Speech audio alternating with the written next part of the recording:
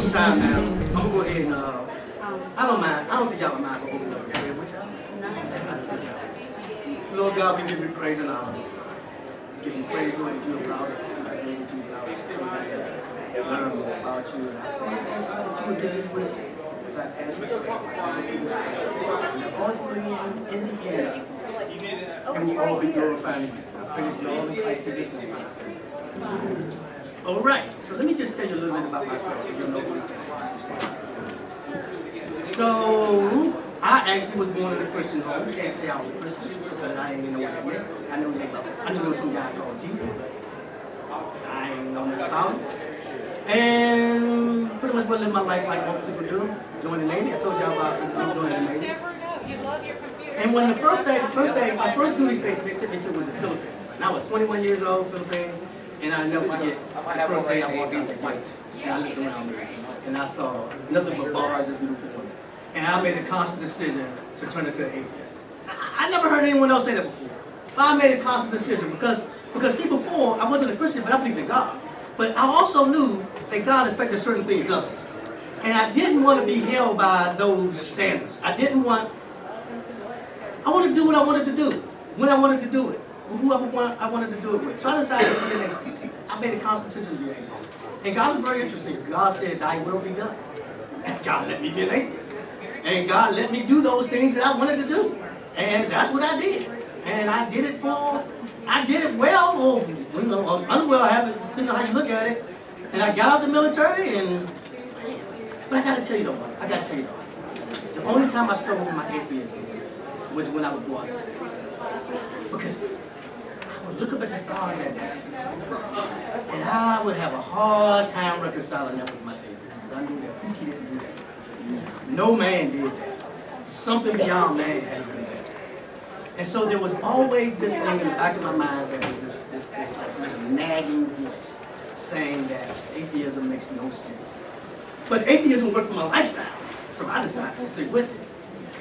And after I got out of the military, I joined, I got the military, I went back to school, like I said, I got my degree in computer science, I became a software engineer at NASA, pretty logical person. And my uncle came to me one day, my uncle said, hey Chris, I'm dating this lady, and she has a daughter, and her daughter's fine. Now, the only problem is she's a Christian. But I suspect in 6 months you won't be a Christian anymore, and you will be situated in the right spot. And to me, that made all the sense in the world. Oh yeah, thanks, Uncle, thanks. That sounds good. But interestingly enough, that was actually the first Christian I ever met in my life who talked and walked out. And I started seeing some things in her life that were just very different. And I would spend time with her. And one particular Friday, she called me up and she said, hey, you want to go to church with me? And I remember distinctly thinking in my mind, what kind of an idiot goes to church on a Friday? He's supposed to go to happy hour on Friday. I go to church on Friday. What kind of fanatics are these? So I had me a drink and I went to church with her. I figured you can do both, you know what? Why you pick and choose? But something weird happened that day because I felt this weird thing come over me. I don't know what they were preaching, I don't know what they were singing about. This weird thing came over me. And on the way home, she said, that was the Holy Spirit. I explained it to her what happened. She said, you know what? Look, you can pull the call right now. You can accept Jesus. You ain't got to wait till Sunday. You ain't got to wait till all the time. And I believed her, and I accepted Jesus as my Lord and Savior. But what happened after that was that I was on cloud nine for about 2 weeks.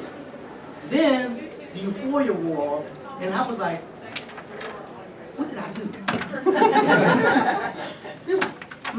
and so now, I'm, think about this now. I'm a software engineer. I'm a NASA software engineer. I'm a very logical person, computer science degree. And I'm thinking, well, maybe I just got caught up in some emotion. Maybe, it was her, it was the moonlight, and I was feeling her, and I was attracted, this attraction, and the whole mood was, maybe it was just an emotional response. Maybe that's what it was. Maybe there's nothing to this Christianity at all. But let me investigate just in case. And I started investigating, and I was shocked. I was shocked at the information that I found. I was shocked that there was evidence that the Bible is the Word of God. I was shocked that there was evidence that there is God. I was shocked that there's evidence of the resurrection. All these things shocked me. And I was reading through all this stuff, and I was researching all this stuff. This name kept coming up, Norman Geisler. His name just kept coming up. And so I remember one time I was reading, I was listening to the radio, the Bible Answer Man. He had this guy, Norman Geisler. Oh yeah, that's the guy on the books and stuff I've been reading. Oh, yeah, I know that guy. And I remember him saying that I started this church. Not church. He said, I started, well, it was part of the church too. He said, I started this seminary in Charlotte, North Carolina, called Southern Evangelical Seminary. He was like, and we're going to do apologetics, and if you're interested, come to Charlotte, North Carolina. And I was like, and I'll be honest with you. I'll be honest with you. The first time, when he said that, I knew I was going to end up in Charlotte. I didn't know how, and I didn't know when. But I knew at some point in my life, I was going to end up at Charlotte.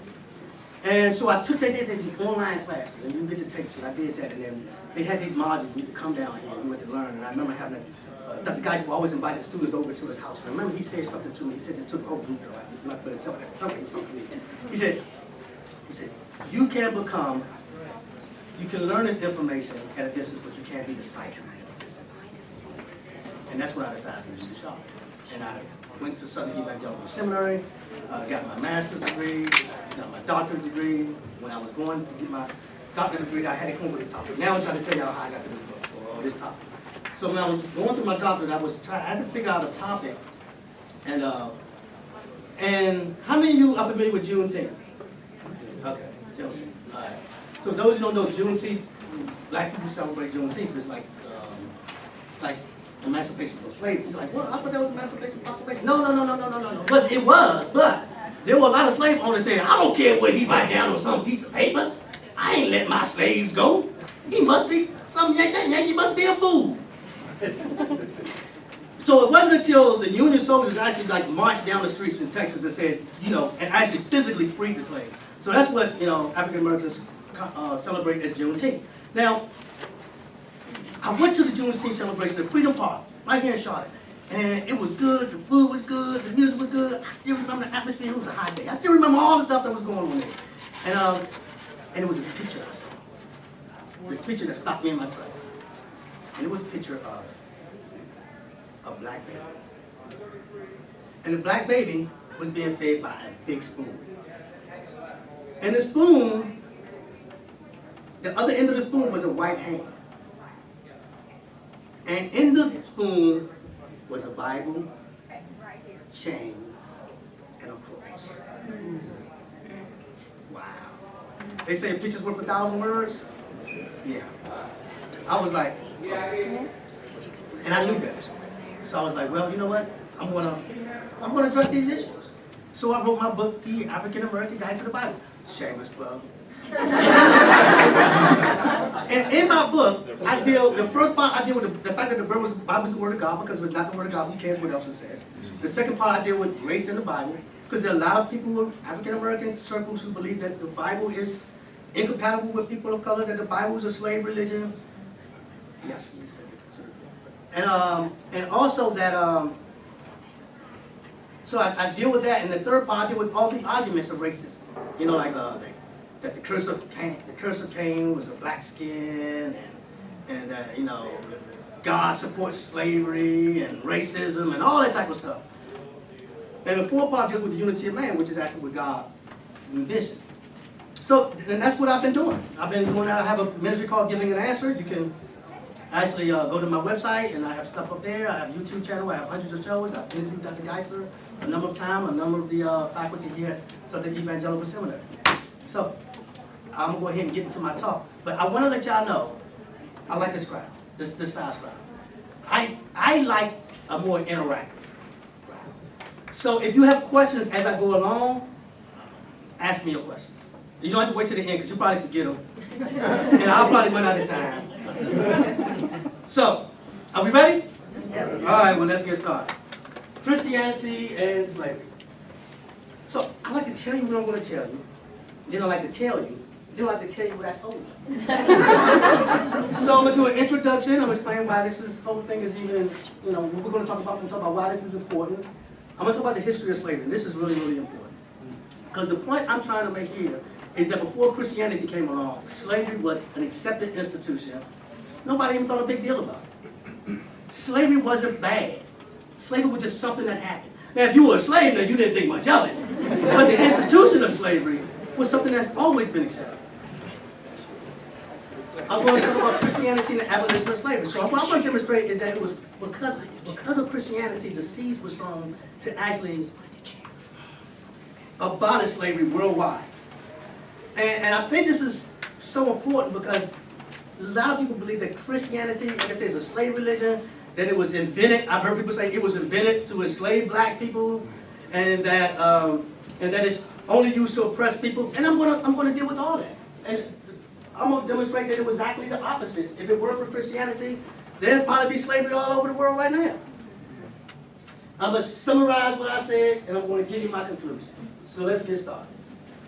In this message, I plan to demonstrate how slavery was tolerated since the dawn of man through various cultures and religions, and how Christianity set the foundation for the abolition of slavery worldwide. I'm actually working on a book right now where I just deal with this topic specifically. And I deal with how Christianity is actually compatible with every other worldview but Christianity. Because only in Christianity do you have that idea of man being made in the image of God. Because many African Americans see Christianity as synonymous with slavery. The idea that Christianity endorses slavery is seen as a stumbling block. So a lot of black people won't even come to slavery. They don't want to listen to you. They want to hear you. Because they see you and you say Christianity, and they naturally associate you with enslavement. They naturally associate you with enslavers. They naturally associate you with as being an oppressor. So they won't even hear you. So what I'm trying to demonstrate is that is simply not true. So let's talk about the history of slavery. All right. Every major culture has engaged in slavery. Let me repeat that again. Every major culture has engaged in slavery. And the challenge that I face a lot, especially in the African American community, is that we have one idea of slavery. And we think that slavery, when we think slavery, all we think about is what happened here in the United States. All we think about is the antebellum South. And a lot of people, they have no concept of slavery outside of that. Matter of fact, a lot of people don't even know that slavery existed outside of that. So every time they see maybe a white person, or they hear about slavery, that's what they think of. And the point I'm trying to make here, I'm about to make right now, is that slavery goes back to the dawn of man. Slavery was not something invented by white people. Slavery didn't just happen in America, and it was this peculiar institution. It's not peculiar. And what I did was, because this is such a sensitive topic, because this is such a touchy topic, I quote a lot. And I put the quotes in quotes so that you know I'm not making this up. I didn't invent this. If I just get up here and say, oh, yeah. Why should we listen to that guy? I don't know. These are scholars in their own rights. And I'm quoting them. This is a scholar. Actually, he's African American. Thomas Holt. I encourage you to read some of his stuff. Actually, he was born in Gastonia. Can anything good come out of that? Before the modern era, by and large, Europeans enslaved other Europeans. Asians enslaved other Asians. Africans enslaved other Africans. And the indigenous people of the Western Hemisphere enslaved other indigenous people of the Western Hemisphere. The earliest civilizations along the Tigris and Euphrates rivers in Mesopotamia, the Nile in Egypt, the Indus Valley in India, the Chinese Yangtze River Valley had slavery. So basically, here's the criteria for slavery. Stronger people enslave weaker people. Whether they're in Europe, whether they're in Africa, whether they're in Asia. That's where slavery comes from. It is stronger people enslaving weaker people. And 99 out of 100 times, well, I say 90% of the time, it has absolutely nothing to do with color. Babylonians, 1792 to 1750 BC. The ancient Babylonians clearly had slaves. Their rules for conduct was outlined in the Code of Hammurabi. the king of Babylon from 1792 to 1750 BC. Society was broken down into three classes: the property class, freemen, and slaves. And in the back of my slides, I actually have all the sources here. And I'm citing them here, but you could get the complete sites in the back of my presentation. Like I said, the presentation is available on my website right now. You can download it and you can check it out. Here's an example. Law 282 states that if a slave were to say to his master, "I don't need you," then his ear would be cut off. There are also tons of laws about slave auctions and how to auction off slaves. This was written into the code of the law of the land. As a matter of fact, what's interesting is that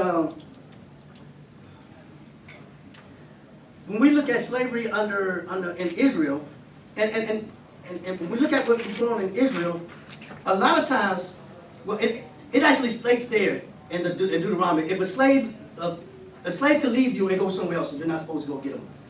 And the person who receives the slave is supposed to give them shelter.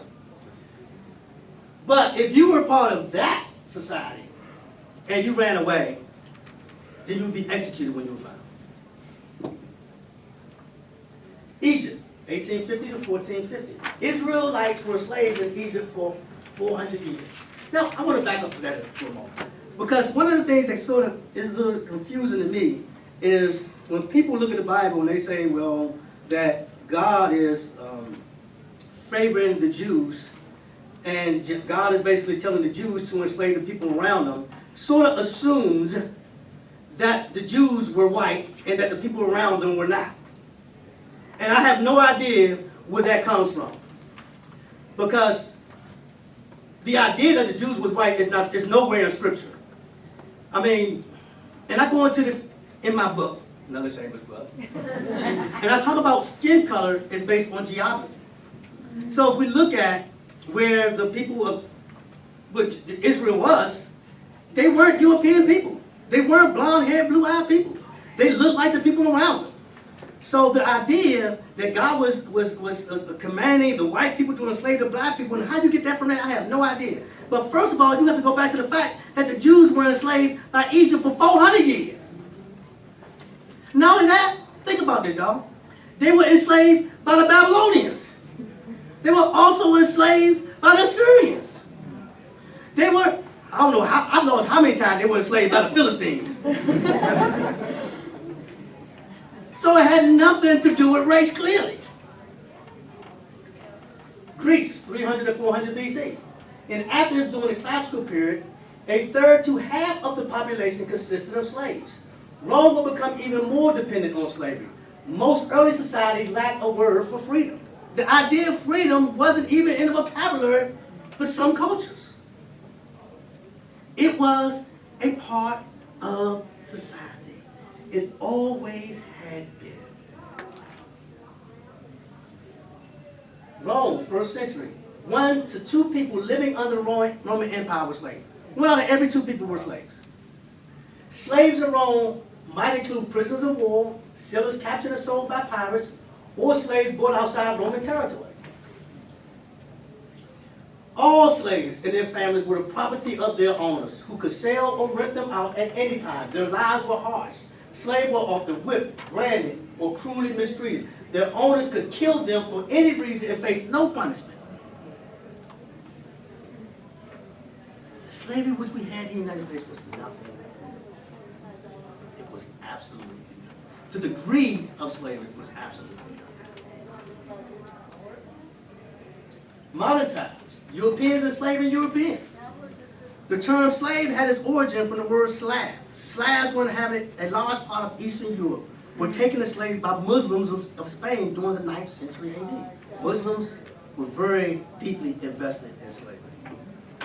In fact, Islam is invested in slavery to this very day. To this very day.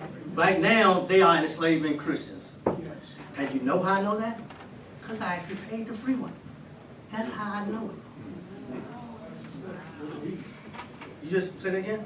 I just let him know he was over there for 6 years. And you're absolutely right. Yeah. Yeah.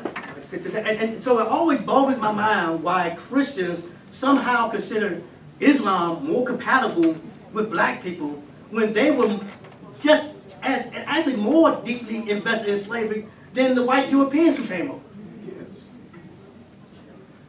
Slavery never disappeared from medieval Europe. While slavery declined in northwest Europe, it persisted in Sicily, southern Italy, Russia, southern France, Spain, and North Africa. Most of these slaves were white, coming from areas in Eastern Europe or near the Black Sea. So how many of you ever thought about slavery in Russia? Yeah, how many of y'all ever thought about slavery in France or Spain? When I say that slavery was worldwide, that slavery was an accepted institution worldwide, I mean worldwide. The peoples of the Balkans were enslaved by fellow Europeans, as well as by the people of the Middle East, for at least 6 centuries before the first African was brought to the Western Hemisphere. 6 centuries before the first African was brought to the Western Hemisphere, slavery was rampant in the Middle East. So, let's get to this now. So, all right. I gotta take y'all back a little bit. Yeah, this is where it gets good. This is where it gets good. So here's the thing. I remember when, how many of y'all ever seen Roots? Okay. I remember when Roots came out. Now, I know I don't look that old. You're gonna have to trust me on this. I remember when it came on TV, and I remember the outrage that I felt as a black man. I remember, and the scene that made me the angriest was the opening scene where you had these white people in Africa throwing the net over Kunta Kinte and capture. Like, they went to the motherland and stole our people. I was so upset. And it was just, just like, when I lived in D.C., it was like 99% black. And just like, it was just like, it was just outrage. I mean, white people were getting beat up in school, and the few that were there, it was just pandemonium because we were seeing this visual that we were given on this movie Roots. Coming to find out, it wasn't really accurate. The region of West Africa from which Kunta Kinte supposedly came, oh, by the way, his book was actually, what's the word? Plagiarized. He was actually sued and pretty much admitted that this isn't really what happened. He just thought it made for good drama. Okay, the region of West Africa from which Kunta Kinte supposedly came was one of the great slave trading regions of the continent before, during, and after the white man arrived. It was the Africans who enslaved their fellow Africans, selling some of these slaves to Europeans or to Arabs, and keeping others for themselves. Even at the peak of the Atlantic slave trade, Africans retained more slaves for themselves than they sent to the Western Hemisphere. Remember what I said? Strong groups victimizing weak groups. So strong tribes enslaved weaker tribes. Usually, they would make them slaves on their own, but what started happening when the slave trade started, they started selling them. There were tribes who specialized, and like you have tribes, I'm gonna give you an example, the Maasai tribe. Now, every time I see them on TV now, they're dealing with cattle and stuff like that. But back in the day, they specialized in the slave trade. They specialized in raiding neighboring tribes and selling them to the merchants who would come over on the slave ships. These merchants, these white people who came over, weren't going out into the African jungle. I can see them now going out into the African tribe and the Zulu nation and trying to steal. There was a whole army of white people. It was like maybe 2 or 3. Can you imagine them going over? Oh, hey, Shaka Zulu, we wanted to take some of your slaves. No, they were buying them, just like commodity, from those Africans who enslaved them. That's where they got them from. Arabs enslaving Africans. But the much less publicized slave trade to the Islamic countries had even higher mortality rates en route, as well as involving larger numbers of people over the centuries. By a variety of accounts, most of the slaves who were marched across the Sahara toward the Mediterranean died on the way. So yes, there were slaves who were taken on the ships, and they were taken across the Middle Passage, and a lot of them died. But even more of them died being taken across the Sahara Desert to the Arab nations. Even more. By some accounts, 1 and 2 died along the way. But we never hear about that. We never hear about the Muslims who came and took the slaves and took them as well. We never hear about that part. Africans enslaving whites. At least 1 million Europeans were enslaved by North African pirates along from 15 to 1800. And some European slaves were still being sold on the auction block in Egypt years after the emancipation freed the slaves in the United States. The first Europeans who came to Egypt came as slaves. And they were still practicing slavery even after slaves had been freed here. Native Americans enslaving Native Americans. Now I'm zooming in. I had this wide list where I'm doing the whole world. Now I'm starting to zoom into the Americas, all right? So we have Native Americans, because, and the reason why I'm doing this is because when we hear the narrative of how the white man came to America, and and they made them slaves, and the Native Americans were just victims who didn't understand the slavery thing and who were victimized. When you look at the reality of it, it's a different picture. Native Americans enslaving Native Americans. Long before the arrival of Europeans, most tribes in the region had practiced traditional form of kinsmanship slavery.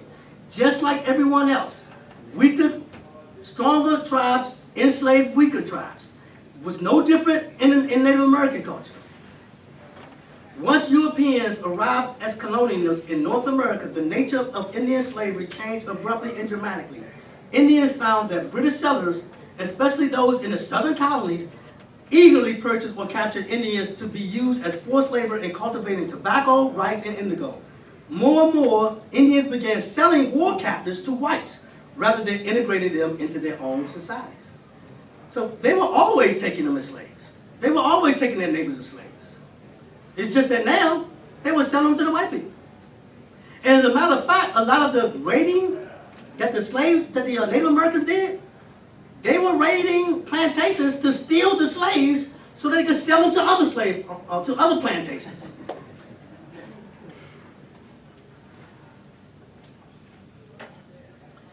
The National Museum, America's Indians curator, Paul Chad Smith, who's from Comanche Nation, states, the 5 civilized tribes were deeply committed to slavery, established their own racialized black codes, immediately reestablished slavery when they arrived in Indian territory, rebuilt their nations with slave labor, crushed slave rebellions, and enthusiastically sided with the Confederacy in the Civil War.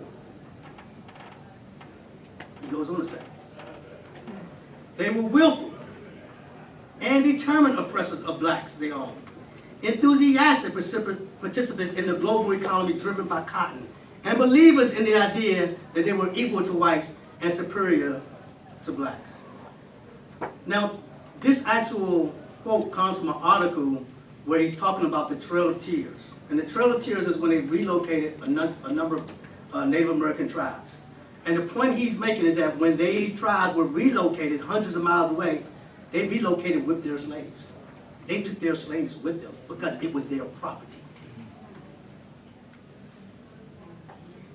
Choctaw Chief Greenwood LaFour had 15,000 acres of Mississippi land and 400 enslaved Africans under his dominion. For brevity, I'm using this example, but there were more. There are definitely quite a bit more. But I just want you to get the picture. Africans enslaving Africans.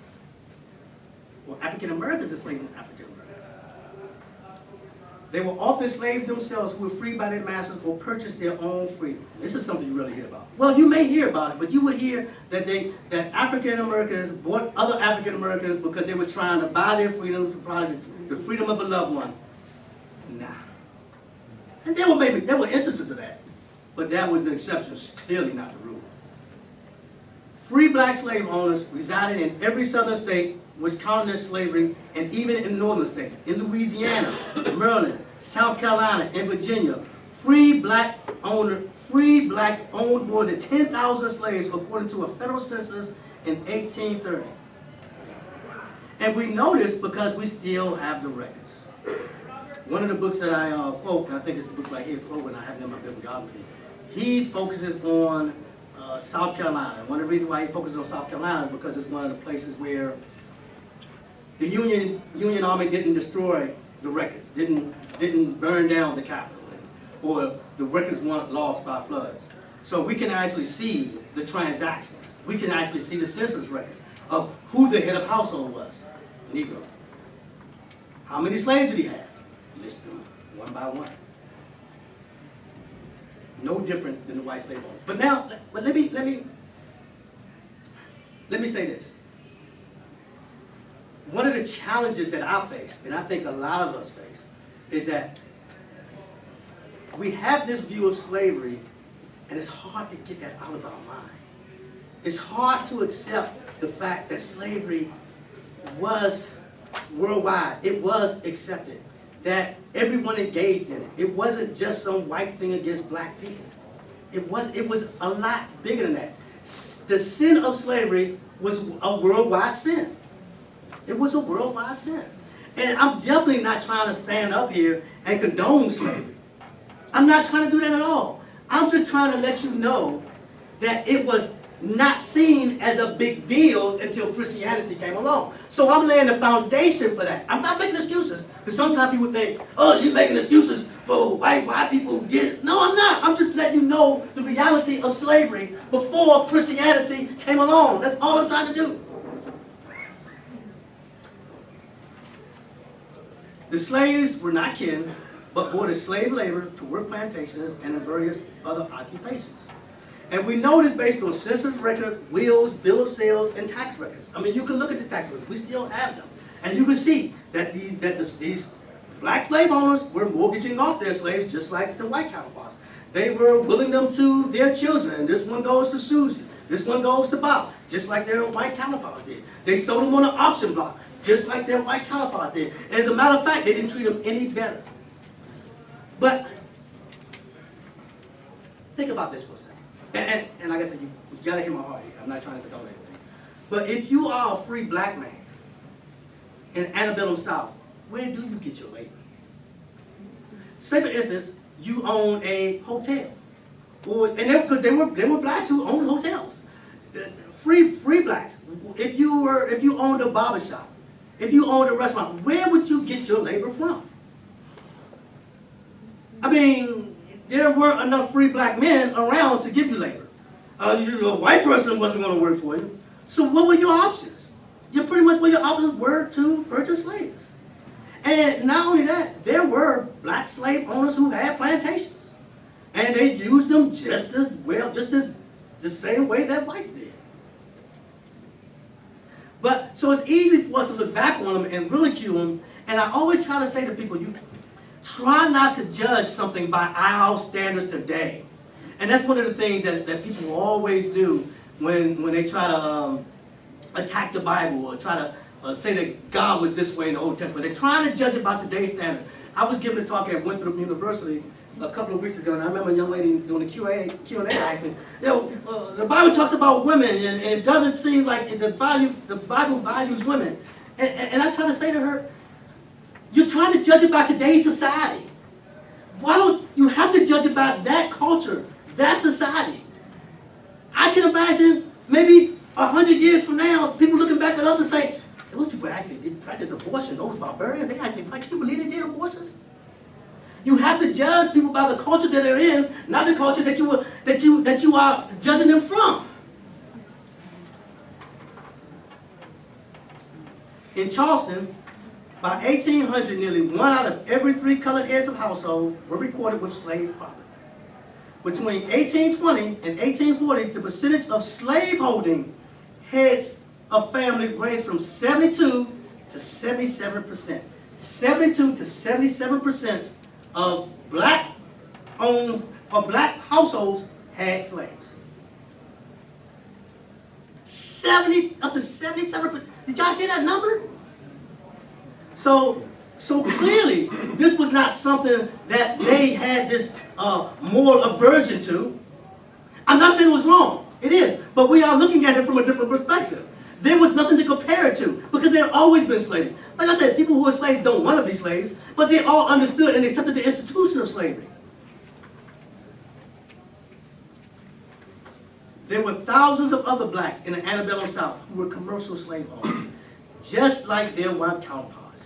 An estimated 1/3 of the free persons of color in New Orleans were slave owners, and thousands of these slave owners volunteered to fight for the Confederacy during the Civil War.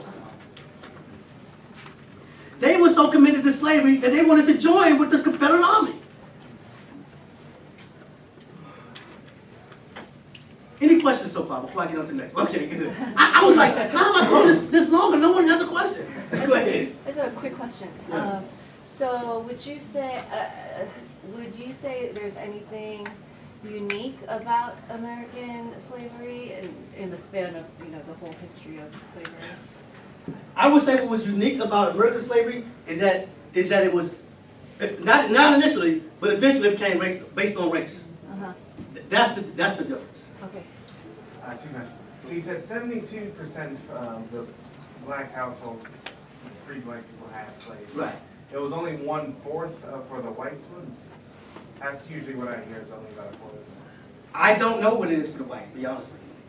But if that is correct, then yeah, then the higher percentage of blacks that own slaves than whites. If what you're saying is It seems true. like the opposite would be that only 25% of black heads of homes did not have Right, slaves, so you right. can't really say what the other. Right. And now y'all see why I'm quoting here? Because if I just threw these numbers out there, y'all would look at me like, this guy is, people would probably start walking out. Actually, I'm giving this talk with the quotes so people walked out. So, yes. So then why do you think it is that perhaps this, I'm sure this isn't another talk just in entirety, but why is it that the message that we're receiving as far as the media is concerned and publicly is not this message? Well, because this message is not a message of victimology, I guess. So here's, let me tell you where this idea came. So, how many of y'all are familiar with Elijah Muhammad? Yes. Okay, so Elijah Muhammad is the founder of the Nation of Islam. So Elijah Muhammad, and I've read his books.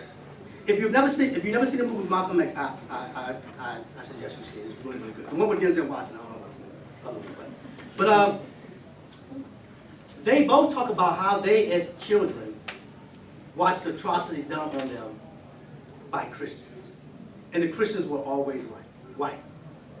So then, they make the connection between Christianity and white people. So then, Christianity is bad because it is a white man's religion, because that is who they see. And because of that, then a movement arises where black people want to develop their own identity and their own self-worth, and this is where groups like the Nation of Islam take off, because they are telling them that you are people of worth.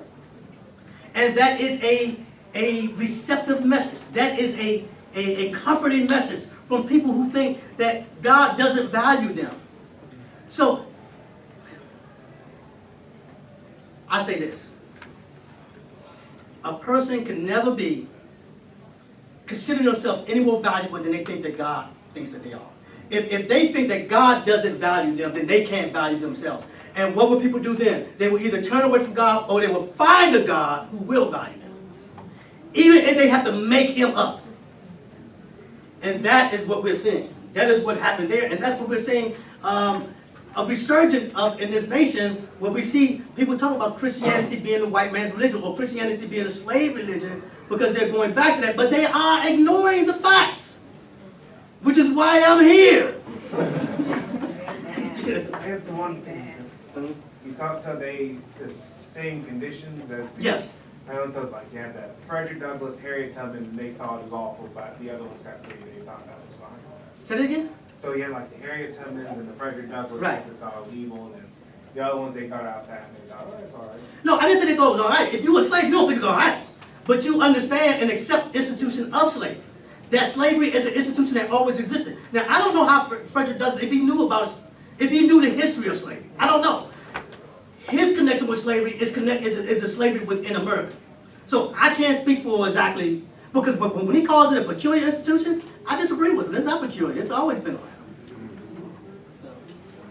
So Yes. I encounter like skeptics and the people who go against Christianity Yeah. just singling out the Yes. issue of slavery and say like, Yes. how can I believe in a God Yes. who in the Deuteronomy, in the history, Yeah. they allow slavery, child slavery, women's slavery, and they add the idea to that saying like, so what do you think a man will do with a little girl slave? And I said, well, you haven't read the Bible in complete. But Right. they said, no, I cannot believe in this kind of, atrocious God. But when they look at it, No. it was kind of a shock to me that like Christianity is the one that actually is like slavery. Right. So that's- Now, what worldview do they hold? Huh? I'm sorry. Do you know what are they atheists? The atheists. Because atheists were slaveholders too. Atheists were just as big as slaveholders as Christians. As a matter of fact, there is nothing with slavery that's incompatible with atheism. Because you don't have worth in and of yourself. So I would say that Christianity is the only worldview that is incompatible with slavery. So when we sit up here and we talk about Christianity, only under Christianity, and I'm going to talk about that, only under Christianity we have the idea that man being made in the image of God. And once you do that, then there are ramifications to that. And then when people start realizing that, they started saying, man, something is wrong with slavery. But if you don't accept that idea, then what are you basing slavery being wrong on? This is why slavery has always existed. There was nothing to challenge it. There was no worldview to challenge it. Yeah, so many things are going through my mind. I guess part of it is just feeling relief that white people aren't the basis of all evil. And there was evil before you. Yeah, I tell you, I've been beaten up just because I was a white person in the wrong place. But, you know, the thing that kind of comes back to me over and over with your presentation is the pollution of history and the presentation like the Slave Museum in Detroit. It doesn't tell the truth. Right, it right, tells right. the narrative Right. of a political Right, section. right. And I've always thought that it keeps African Americans victimized. Yeah. Because if they're victimized, they don't have to rise up. Right. They keep if you're a victim, it tells you you're weak. You can't survive without the bigger machine. You can't make it on your own. And it keeps them under a political thumb. Instead of saying, you're just as smart and can do whatever you want. Because then they don't need that political machine. I am not a victim. I am not a But victim. does that sound right Yes. to you? Is that why you think it's still being presented? Yeah, I think people are using it. Absolutely. Some people using it knowingly, some people using it unknowingly. She's helping me with y'all. This is Bertha here. She's helping me with selling my books and stuff. So say hi, Bertha. Well, under God, did man enslave his own self? Well, yeah, slavery was invented by man. Absolutely. And now what God did, God used the institution of slavery to punish other men. So what God did, and God said this. Well, God said to Canaanites, he said, look, he told Abraham, he said, I'm giving them a certain amount of time. If they don't repent, then I'm going to punish them. What was that punishment? The Israelites coming in and enslaving them. That was the punishment. God didn't create slavery, man created slavery. He just used it. Okay. I don't know, you're going chronologically with this, but there should be another slide added to it if you're at the end, and there's actually slavery going on today. Yes. Yes. Actually, you're right. With undocumented people coming across the border, because of that disadvantage, they're being enslaved in many different industries, Right. as well as the No, you're right. industry. Slavery is going on today, absolutely. And we were talking about that. We were talking about the slavery. There's slavery in Sudan right now. And I mentioned the point that I actually purchased the freedom of a slave. By Muslims are enslaving Christians today. You're absolutely right. So one of the questions that we get a lot from students is, yeah, okay, maybe there were Christians who were fighting for freedom, but why did Paul not specifically in his writings denounce slavery more like harshly or more, Well, I think clearly. Paul talks against men stealers, but not only that, keep in mind, this is the part you have to mention, you have to keep in mind. Slavery was an accepted institution. 1 and 2 Romans were slaves. So we're looking at slavery as a horrible thing, and it is, but we're looking at it from our perspective. In Paul's day, slavery was what it was. It was 1 or 2 people were slaves, and that's how it was part of the culture. You know, so we're trying to look back 1,000 years and criticize a completely different culture for not living up to our standards. We have to keep that in mind. Okay, so the reasons for the abolition of slavery. Man being made in the image of God is the key theological point that makes slavery incompatible with Christianity. Okay, y'all, I gotta read that one again. Man being made in the image of God is the key theological point that makes slavery incompatible with Christianity. As a matter of fact, that is what makes it incompatible with Christianity and makes it compatible with everything else. The first anti-slavery sentiment started in colonies among Christians. The Philadelphia Quakers banned the ownership of slaves by their members. That was the start. The anti-slavery sentiment grew in Britain with other Christians. Quakers were the first to require members of their congregation to cease being slave owners. Evangelicals in the Anglican Church, notably William Wilberforce in Holland, joined the Quakers and took the issue to the general public with a decades-long political struggle to get the British government to ban the trading of slaves. These so-called right-wing fundamentalist evangelicals were responsible for the planting the seeds for the abolition of slavery. Within Western civilization, the principal impetus for the abolition of slavery came first from the conservative religious activists, people who would today be called the religious right. What was historically unusual was the emergence in the late 18th century of a strong moral sense that slavery was so wrong that Christians could not in good conscience enslave anyone, or countenance the continuation. Did y'all get that?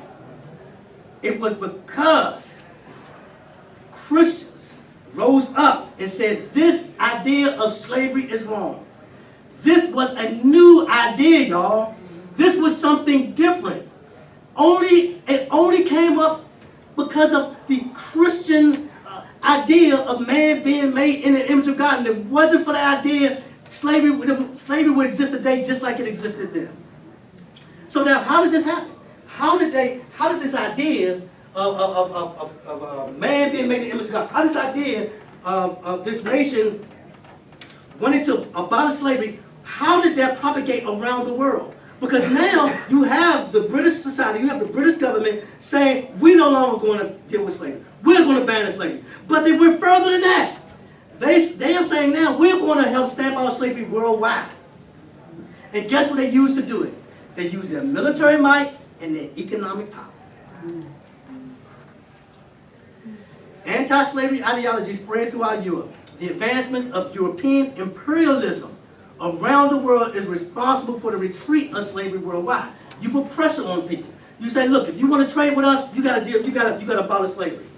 They were to the point where they were saying, if we suspect your ships carrying slaves, we're going to sink your ships. We're going to confiscate your ships. That's how they propagated, used colonialism, their imperial colonialism, to propagate the idea that slavery is wrong and force other nations to not do it. That's exactly the opposite message we hear. I know. That's why I stressed it. That's why I stressed it. That's why I stressed it. That's exactly why I stressed it. The British Navy entered Brazilian waters in 1849 and destroyed Brazilian ships that had been used in the slave trade. This is sending a message worldwide. The British government pressured the Ottoman Empire into banning the African slave trade and later threatened to start boarding Ottoman ships in the Mediterranean if the empire did not do a better job of policing the man. When the British government approached the Ottoman Empire, the Muslim government, and said, y'all need to stop doing slavery, they laughed. They laughed. They said, "You crazy?" And they actually said something like, "Yeah, we agree you're technologically you're superior, but morally you have nothing to talk about." And because they felt like the Prophet Muhammad sanctioned it. So who are you to tell us this? They were the most resilient to the slave trade. Americans stamped out slavery in the Philippines. The Dutch stamped it out in Indonesia. The Russians in Central Asia. The French in West Africa and Caribbean colonies. Germans in their East African colonies often hanged slave traders on the spot if they caught them in the act. This is how you use your power to suffocate or to stamp out slavery. And this is what happened, and you're never going to hear about it on the news. The result of the abolition of slavery: Christianity set the captives free. Now we all know Christianity set the captives free spiritually, but he also set them free physically. While slavery was common to all civilizations, this is one of my favorite quotes, as well as to peoples considered uncivilized, only one civilization developed a moral revulsion against them. Very late in its history, Western civilization. Only Western civilization, driven by Christianity, found slavery to be morally unacceptable. Yes? Just like what you mentioned, it is very disturbing to hear. Yes. How come my discussion with Hindus or Muslims, they always blame Christians, you're proselytizing or you're kind of sending your agenda by feeding their food or helping them out. Right. Why can't you just food and leave, and then why do you have to propagate Christianity to it? Hinduism was big into slavery. Buddhism was big into slavery. All world religions practiced slavery. But the difference is that Christianity was incompatible with it. Now, I'm not saying Christians didn't do it. I'm saying Christianity. I'm not saying Christians. There's a difference. There's a big difference. Because what a Christian does isn't necessarily Christian. Christianity is what Jesus teaches. It's what the Bible teaches. It's what the New Testament teaches. That's what I'm talking about when I say incompatible with Christianity. I'm not saying it's incompatible with Christians. Couldn't a Buddhist or Muslim say the same thing about their religion? If a Muslim does it or a Buddhist does it, and that's incompatible with Buddhism and Muslim or Islam? How do you respond to that? I would say that, now I try to go into each and every one of them. I'm going to use Buddhism as an example. In Buddhism, it can be incompatible with it. First of all, man's not made in the image of God, but secondly, you're dealing your karma. You're working out your karma. So if your karma designates that you're a slave in this life, then you're supposed to be a slave in this life. As a matter of fact, if anybody tried to free you, they would be interfering with your karma, and their karma would be disrupted. So it is definitely compatible with slavery. It is, and the whole caste system is definitely compatible with slavery. So Christianity set the captives free spiritually. Everyone who does not know Christ is in bondage to sin. Jesus answered them, "Truly, truly, I say to you, everyone who commits sin is a slave to sin." Only Christianity frees us from the bondage of sin. So if the Son of Man makes you free, you will be free indeed. I told y'all my story. I told y'all about how God said to me, "Thy will be done," when I wanted to just hang out with, more than I do say hang out with, sleep with women, prostitutes, and I became an alcoholic. I was involved. It finally didn't dawn on me until after I became a believer, but it dawned on me that I wanted to be free to do those things. I wanted to be free to sleep with women. I wanted to be free to drink alcohol. And one day it dawned on me I was in bondage to those things. Because that's what I woke up thinking in the morning. Every morning when I woke up, I woke up thinking about, who I'm going to come over to the house tonight, or what I was going to drink tonight. That's all I thought about. I was not free to do those things. I was in bondage to those things. And it was when Jesus came into my life, and with the alcohol, one day, I'll tell y'all, after I became a believer, I was still a drunk. Because I thought I could quit drinking. And I remember getting on my knees in my living room floor, and my wife had left everything. I'm right again now. God restored it. That's a whole nother story. But I remember being on my knees saying, "Lord, if you do not deliver me from this, it's going to kill me." And 2 weeks later, I drank a fifth of vodka every day. 2 weeks later, I went to take a drink of vodka, and it touched my lips, and it tasted like gasoline, and I had not had a drink since this was 1998. Not only have I not had a drink, I don't even like the smell of alcohol. As far as women, now, okay, I'll be honest with you, God didn't deliver me from that immediately. That took a little bit more. Now I'm not gonna say deliver me from it. I'm gonna say that I no longer was under control of sin. I now had the option to not do the type of things I was doing. So, I mean, I deal with the same thing everyone else deals with that. You know, the temptation, I just choose not to fall up on that. And the way that God showed up in my life in that is that I was celibate for 10 years. I met my wife, and the first time our wedding night we had sex, and I was celibate for 10 years up until that point. So those two issues that I thought I was free to do and I was in bondage to, God delivered me from those. But it was only because Jesus set me free. Yeah. Now, I think I'm out of time, right? So I just wanted y'all to remember these points. Slavery existed, God a man, blah, blah, blah. Conclusion, no, not only is Christianity far from being a slave religion, Christianity set men and women of every ethnicity free, physically and spiritually.